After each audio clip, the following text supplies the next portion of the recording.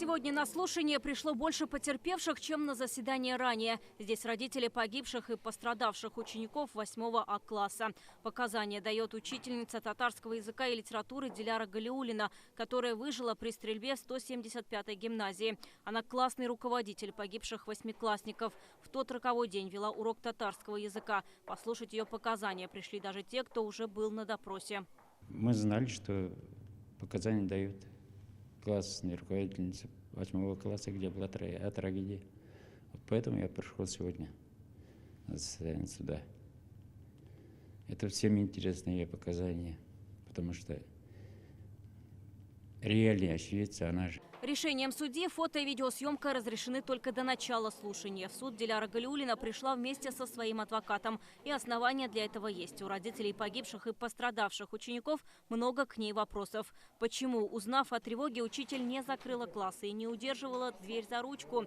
По подсчетам потерпевших, у нее были как минимум 2 минуты, чтобы защитить детей или хотя бы попытаться. По словам Диляры Галиуллиной, в классе не работал оповещатель. А когда узнали о тревоге, и педагог шла к двери, чтобы ее запереть, в нее выстрелили. Тогда она была ранена. До сих пор проходит реабилитацию. Как сегодня выяснилось, показания по этому эпизоду дела разнятся даже у самой Галиуллиной. Она или что-то не досказывает, или не так говорит. Я так думаю.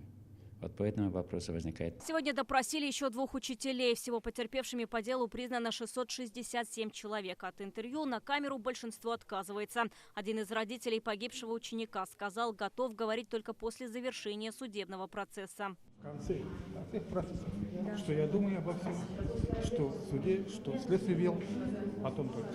Некоторые потерпевшие не хотят являться в судебное заседание, потому что тяжело переживать повторно переживать эти события не хотят. Напомним, трагедия в 175-й гимназии Казани произошла 11 мая 2021 года. Погибли 9 человек. Обвиняемому грозит пожизненное лишение свободы. Идет процесс доказывания. Мы представляем доказательства путем допроса потерпевших. Будут допрашиваться свидетели. Также исследуются письменные материалы дела. Судебное заседание сегодня продлилось около 3 часов. Стадия допроса потерпевших продолжится и дальше. Следующее слушание пройдет завтра, 1 декабря. Вероника Гайнудинова, Данил Филатов, ТНВ, Казань.